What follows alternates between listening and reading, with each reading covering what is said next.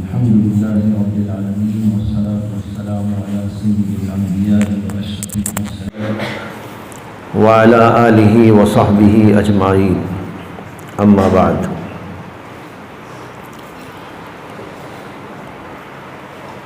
یہاں جو باتیں ہوتی ہیں یہ کوئی مرتب نہیں ہے، ترتیب وار نہیں ہے، بلکہ جو ذہن میں بات آ جاتی ہے اس کو آپ حضرات کے سامنے پیش کر دیا جاتا ہے۔ کبھی پرانی بات سے اس کا کچھ ربط ضبط رہتا ہے اور کبھی پرانی بات سے کوئی ربط ضبط نہیں رہتا، نئی بات ہوتی ہے۔ اس لیے یہ نہ سوچئے کہ کوئی ترتیب کے ساتھ بات آپ کے سامنے کہی جا رہی ہے۔ اس وقت ایک بات ذہن میں آ گئی، لہذا اسی کو عرض کرنا ہے، اور وہ بات یہ ہے کہ اللہ تعالیٰ نے جو علوم آسمان سے نازل کیے، وحی کے ذریعے نازل فرمائے، جس کو ہم علم دین کہتے ہیں، علم نبوت کہتے ہیں، جو آدمی اس علم کو پڑھتا ہے اللہ تعالیٰ اس کی عقل کو بڑھا دیتے ہیں، اور جو لوگ محض دنیا کے پیچھے چلتے ہیں وہ وہاں بڑی بڑی عقلیں لے کے جاتے ہیں، لیکن اس کو پڑھنے کے بعد ان کا ذہن ویسا نہیں رہتا جیسا رہنا چاہیے۔ یہ ایک مشاہدے کی بات ہے۔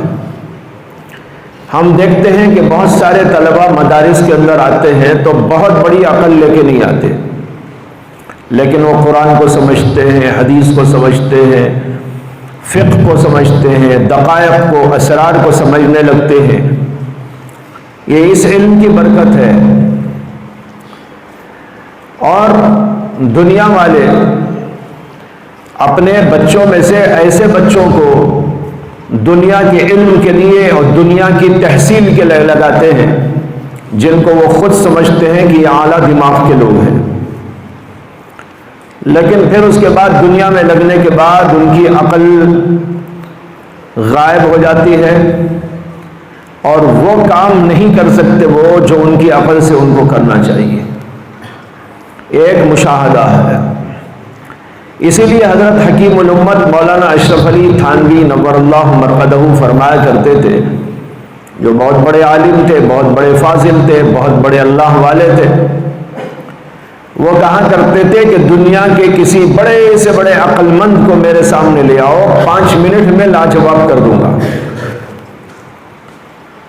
حضرت بطور تحدیث بالنعمت اللہ کے شکر کے طور پر کہتے تھے، کسی بڑے سے بڑے عقل مند کو لے آؤ، 5 منٹ میں لاجواب کر دوں گا، اس کی ساری دلیلوں کو توڑ دوں گا۔ ایک صاحب حضرت تھانوی رحمۃ اللہ علیہ کے پاس آئے اور انہوں نے کہا کہ مجھے ایک حدیث نہیں سمجھ میں آ رہی ہے، وہ آپ سے سمجھنے کے لیے آیا ہوں۔ حضرت نے فرمایا کہ کون سی حدیث نہیں سمجھ میں آئی؟ انہوں نے کہا حدیث میں آتا ہے کہ رسول اللہ صلی اللہ علیہ وسلم نے فرمایا کہ جہاں پر زنا عام ہوتا ہے تو وہاں طاعون کی بیماری پھیل جاتی ہے۔ طاعون جس کو پلیگ کہتے ہیں، لوگ اس میں مر جاتے ہیں۔ تو حدیث میں فرمایا کہ جہاں پر زنا عام ہوتا ہے، بدکاری عام ہوتی ہے، وہاں پر اللہ کی طرف سے یہ بیماری پھیلا دی جاتی ہے جس کا نام ہے طاعون۔ وہ علی گڑھ یونیورسٹی کے پروفیسر تھے۔ انہوں نے حضرت سے کہا کہ یہ حدیث مجھے نہیں سمجھ میں آئی۔ حضرت نے فرمایا بھائی کون سا لفظ نہیں سمجھ میں آیا؟ اس میں تو کل 3 ہی لفظ ہیں۔ ایک لفظ زنا ہے، کیا آپ زنا کو نہیں جانتے؟ دوسرا لفظ اس میں طاعون ہے جو بیماری کا نام ہے، کیا آپ طاعون کی بیماری کو نہیں جانتے؟ اور تیسرا لفظ پھیلنا، یہ بھی آپ جانتے ہیں، تو کیا نہیں سمجھ میں آنے کی بات ہے؟ تو کہنے لگے کہ حضرت یہ تو سمجھ میں آ گئی بات، لیکن یہ سمجھنا چاہتا ہوں کہ طاعون کی بیماری اور زنا ان دونوں میں تعلق کیا ہے؟ زنا پھیلتا ہے تو طاعون کی بیماری ہی کیوں آتی ہے؟ دوسری بیماری کیوں نہیں آتی؟ اس بیماری سے اس کا تعلق کیا ہے؟ تو حضرت نے فرمایا کہ بھئی یہ تو اسرار میں سے ہے، راز کی بات ہے، راز ہر آدمی کو نہیں کہا جاتا اور ہر آدمی سمجھنے کی صلاحیت بھی نہیں رکھتا۔ پھر اس کے بعد حضرت نے ان سے فرمایا کہ اب ایسا کرو کہ 2-4 طالب علموں کو لے کے آؤ جو مدرسے میں پڑھتے ہیں، یہاں منت سماجت کرو، بڑے طلبہ کو لے کے آؤ، میں ان کے سامنے بیان کروں گا کہ ان دونوں چیزوں میں تعلق کیا ہے، اور آپ بیٹھ کے سنتے رہیے گا۔ آپ کو سمجھ میں نہیں آئے گا، لیکن میری بات جب میں بیان کروں گا تو یہ طلبہ سمجھ جائیں گے، تو میری بات فضول بھی نہیں جائے گی، میرا وقت برباد بھی نہیں ہوگا، سمجھنے والے سمجھ لیں گے، بہت آواز آ رہی ہے، سمجھنے والے سمجھ بھی لیں گے، اور آپ کو اتنا سمجھ میں آ جائے گا کہ آپ نہیں سمجھ سکتے، آپ کو اتنا سمجھ میں آ جائے گا کہ آپ یہ باتیں سمجھ نہیں سکتے۔ تو اس طرح کے واقعات ہوتے تھے۔ تو میں عرض یہ کرنا چاہتا ہوں کہ جب آدمی دین کو سمجھتا ہے، اور دین صرف سمجھتا نہیں، دین کو برتتا ہے، ایک ہے دین کو سمجھ لینا، ایک ہے دین کو برتنا یعنی عمل میں لانا، ایک ایک بات دین کی سمجھیں پھر عمل کریں۔ اللہ ایسے لوگوں کی عقل کو بڑھا دیتے ہیں، بڑے بڑے عقل مند لوگ ان کے سامنے آ کر بالکل بے عقل سے ہو جاتے ہیں۔ اور دنیا میں ایسے بارہا مشاہدات ہوئے ہیں کہ اللہ کے نیک بندوں کو اللہ نے ایسی عقل دی کہ دنیا والوں کے پاس ایسی عقل موجود نہیں۔ ہمارے حضرت مولانا مسیح اللہ خان صاحب نور اللہ مرقدہ یہ واقعہ سنایا کرتے تھے کہ عالمگیر اورنگزیب کے زمانے میں ان کا ایک وزیر تھا، وہ وزیر ہمیشہ یہ کہا کرتا تھا کہ مدرسے کے طالب علم بڑے بے وقوف ہوتے۔ عالمگیر رحمت اللہ علیہ وہ بھی بڑے عالم تھے، ان کو یہ بات اچھی نہیں لگتی تھی۔ پھر کسی موقع پر اس نے یہ بات کہی، اور حضرت نماز پڑھنے کے لیے جامع مسجد دلی آئے تھے۔ نماز پڑھنے کے بعد باہر نکل کر حوض جہاں سامنے ہے وہاں پر آئے، اور وزیر بھی ساتھ میں تھا۔ اتفاق سے ایک طالب علم جاتا ہوا نظر آیا۔ حضرت نے فرمایا اپنے خادم سے کہ بھئی اس طالب علم کو بلا کے لاؤ۔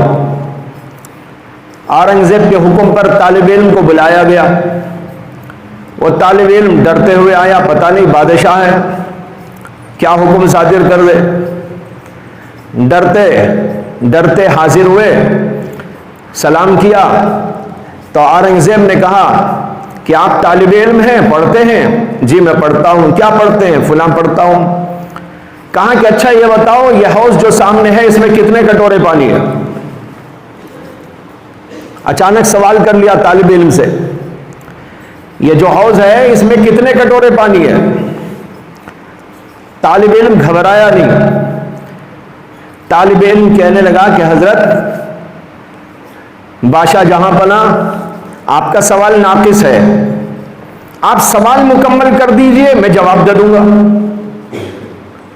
عالمگیر نے کہا میرے سوال میں کیا نقص ہے؟ سوال مکمل ہے، اس میں یہ بتاؤ کتنے کٹورے پانی ہے، اتنا ہی پوچھنا ہے مجھے، اور کچھ نہیں پوچھنا ہے، بات مکمل ہے۔ طالب علم کہنے لگا نہیں نہیں بات مکمل نہیں ہوئی، ادھوری ہے، لیکن خیر میں ایک اصولی جواب دے دیتا ہوں، آپ اپنے سوال پر اس کو منتبہ کر لیجئے۔ پھر وہ طالب علم کہنے لگا کہ یہ آپ نے نہیں بتایا کہ کون سے کٹورے سے کتنے کٹورے پانی۔ کٹورے تو بہت ہوتے ہیں، چھوٹے بھی ہوتے ہیں بڑے بھی ہوتے ہیں، آپ نے صرف یہ کہا کتنے کٹورے پانی ہے، مجھے کیا معلوم کون سے کٹورے سے آپ پوچھنا چاہتے ہیں۔ اس لیے اجمالی جواب یہ ہے کہ اگر آپ کا کٹورا اس ہاؤس کے برابر ہے بڑا تو 1 کٹورا پانی ہے، اگر آپ کا وہ کٹورا اس کا آدھا ہے تو 2 کٹورے پانی ہے، اور اگر آپ کا یہ کٹورا اس کا تہائی ہے تو 3 کٹورے پانی ہے، اور اگر چوتھائی ہے تو 4 کٹورے پانی ہے، اس کا 5واں ہے تو پھر 5 کٹورے پانی ہے۔ وعلی ھذا القیاس السلام علیکم ورحمۃ اللہ بول کے چلا گیا۔ عالمگیر رحمت اللہ علیہ وہ اس وزیر کو دیکھ کے کہنے لگے تم کو وزیر رکھوں کیسے رکھوں؟ وزیر تم کو بناؤ یا اس کو بناؤ؟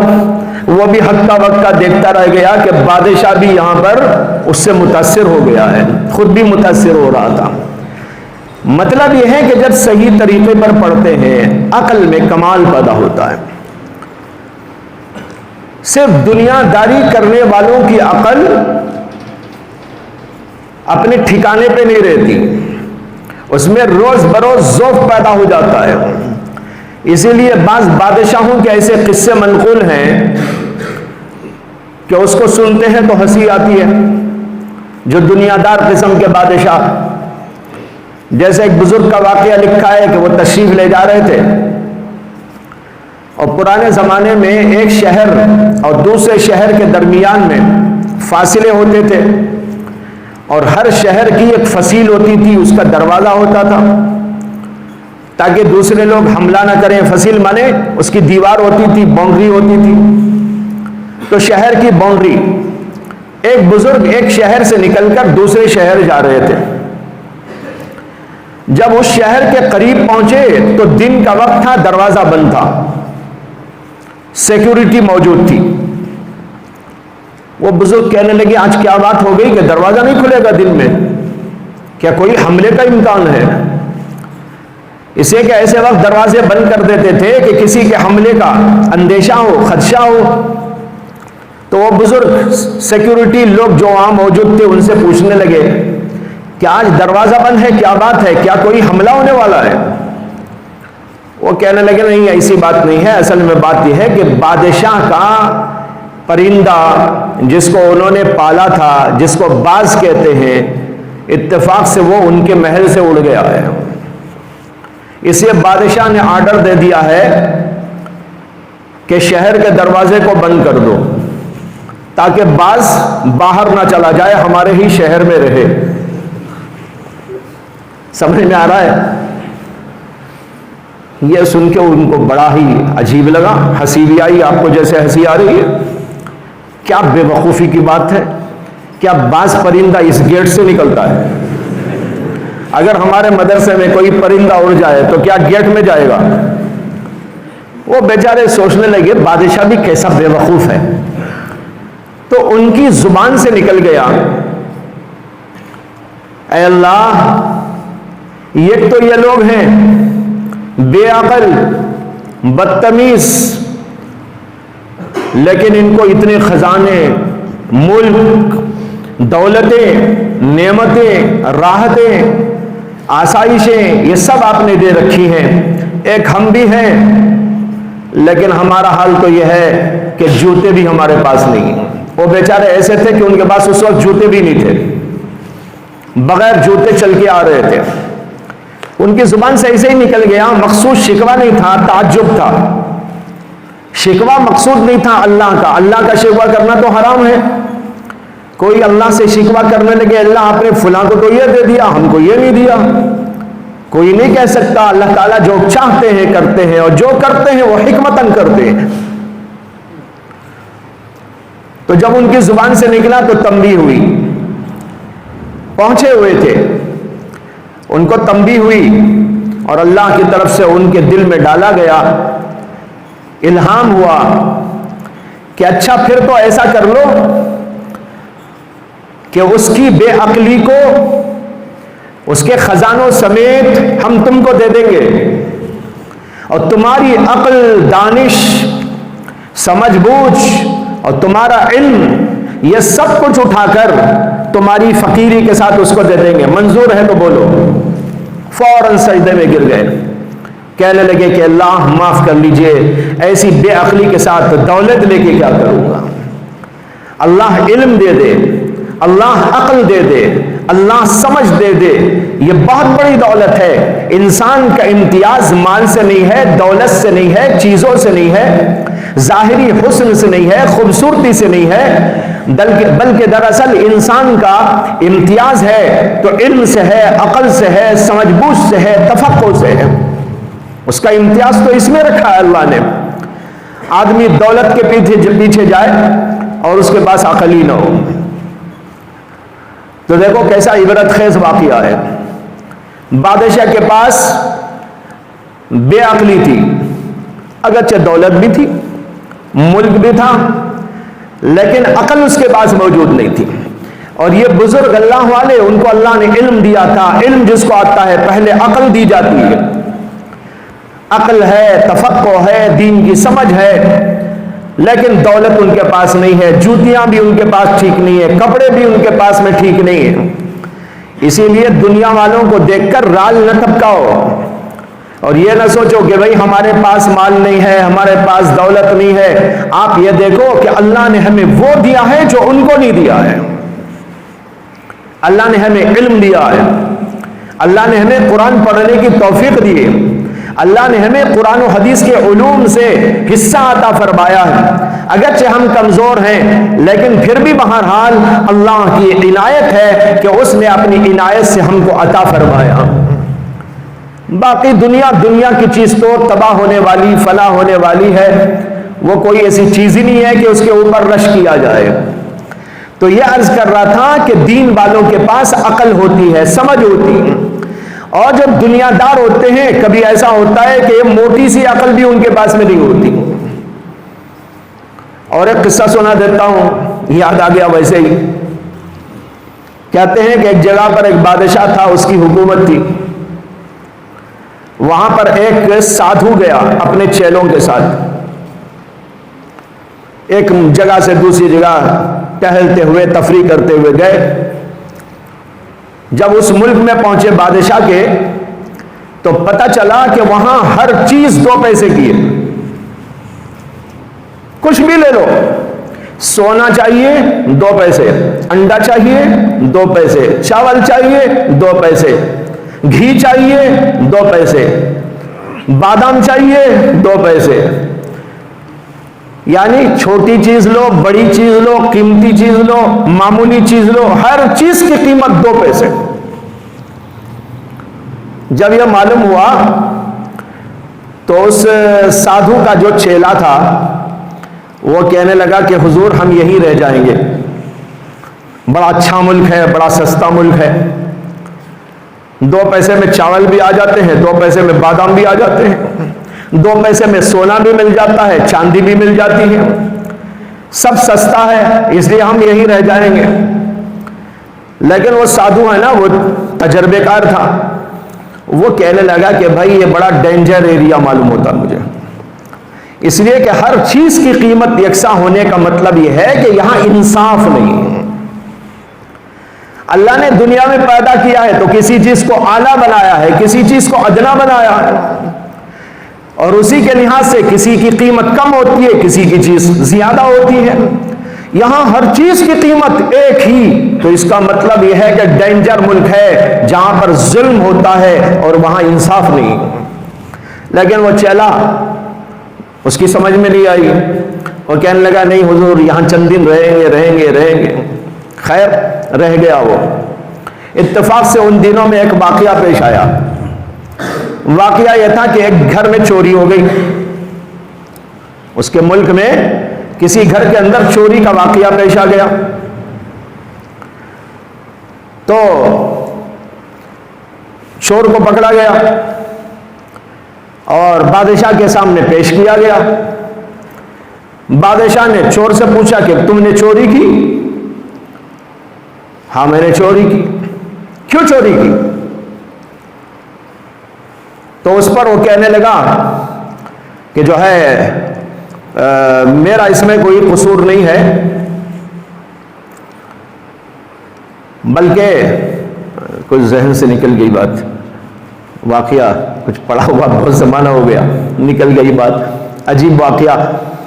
اس میں کچھ ایسا آتا ہے کہ جو ہے چور کو چوری دینے کی سزا دینے کے بجائے اسی چیلے کو سزا مقرر ہوتی ہے۔ اس طرح کچھ واقعہ آتا ہے کہ پوچھ تاچھ کے دوران ہر آدمی کہتا ہے کہ میرا قصور نہیں، اس کا قصور ہے، اس کا قصور ہے، اس کا قصور ہے،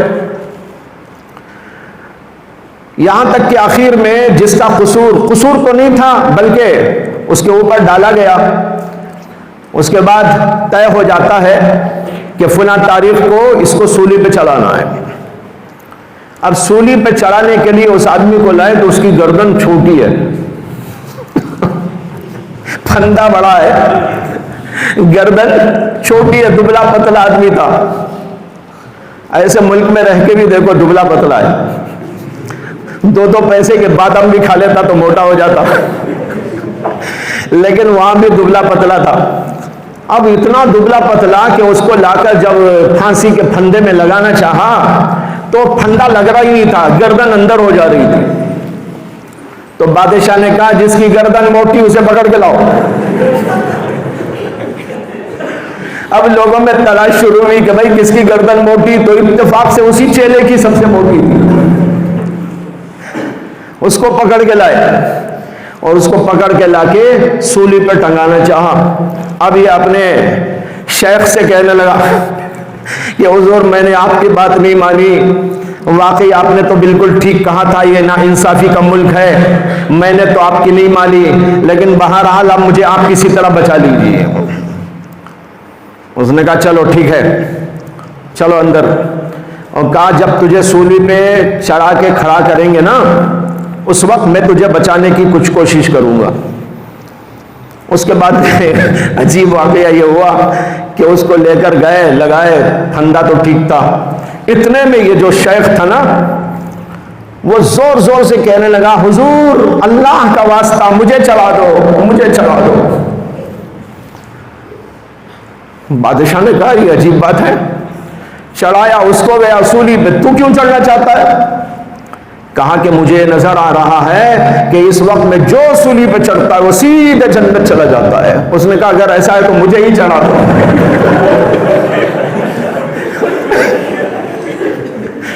بادشاہی کو چڑھا دیا گیا۔